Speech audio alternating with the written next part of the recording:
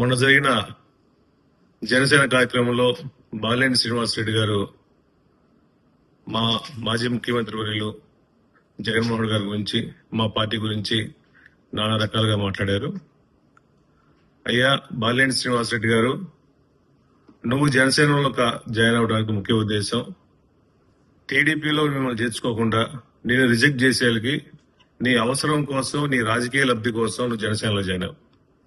ఇంకా జనసేనలో పోయి జనసేన ఉద్ధరిస్తాం అనుకుంటే, నిన్న మీటింగ్ లో నేను పవన్ కళ్యాణ్ గారిని అడిగింది ఒకటే, నేను ఆయనతో పాటు సినిమాలు చేయాలనుకున్నా అని చెప్పాడు. అసలు బాలినేని శ్రీనివాసరెడ్డి కన్నా పెద్ద యాక్టర్ ఎవరు లేరు. ఆయన పెద్ద కమలాసనం, ఆ ముందు ఆయనతో సినిమా తీయాలి. అదేవిధంగా జగన్మోహన్ గారు, వైఎస్ రాజశేఖర్ గారు లేకపోతే ఆయన రాజకీయం లేదు, సీఎం కాలేదని చెప్పారు. అయ్యా రాజశేఖర్ గారు చనిపోయింది 2009లో, మా పార్టీ పెట్టింది 2011లో.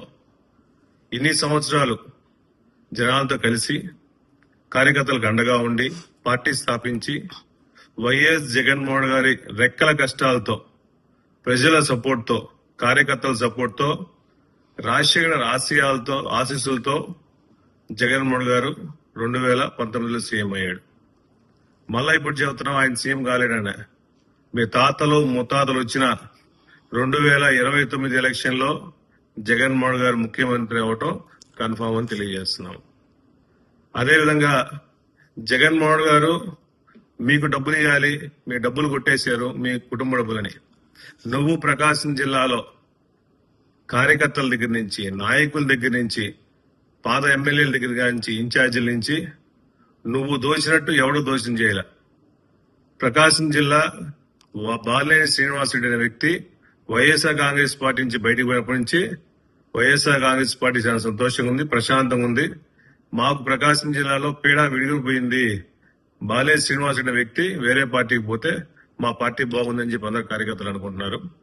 అదేవిధంగా అవసరమైతే జెడ్పీ చైర్పర్సన్ దించేస్తాము అని చెప్పి తెలియజేస్తున్నాం. నీలాగా జెడ్పీడీసీలు ఎవరు అవకాశవాదుల కోసం, పదవుల కోసం, ఎమ్మెల్సీల కోసం ఎవరు రాజకీయాలు చేసేవాళ్ళు లేరు, ఎవరు పార్టీలు మారేవారు లేరు. ప్రకాశం జిల్లా జెడ్పీ చైర్పర్సన్ ని ఎవరు ఏం చేయాలని చెప్పి సభాగం తెలియజేస్తున్నా. ఒకటే గుర్తుపెట్టుకోండి, అవసరం కోసం బాలినేని శ్రీనివాసరెడ్డి వ్యక్తి అతని రాజకీయాల కోసం నేను ఎమ్మెల్సీలు అవుతాను, మినిస్టర్ అవుతాను అని చెప్పేసి కలపల మాటలు చెప్తున్నారు. అయ్యా పవన్ కళ్యాణ్ గారు గుర్తుపెట్టుకోండి, బాలినేని శ్రీనివాసరెడ్డి అనే అవకాశవాది ఎవరూ లేరు. అతను ఏ పార్టీలో ఉంటే ఆ పార్టీ నాశనం అయిందని తెలియజేసుకుంటూ, ప్రకాశం జిల్లాలో వైఎస్ఆర్ కాంగ్రెస్ పార్టీ జగన్మోహన్ గారి సపోర్ట్ తో బుచ్చపల్లి శ్రీప్రసాద్ అనే వ్యక్తి ప్రతి కార్యకర్తకు అండగా ఉండి పార్టీని పటిష్టం చేయడం కోసం కృషి చేస్తాడు.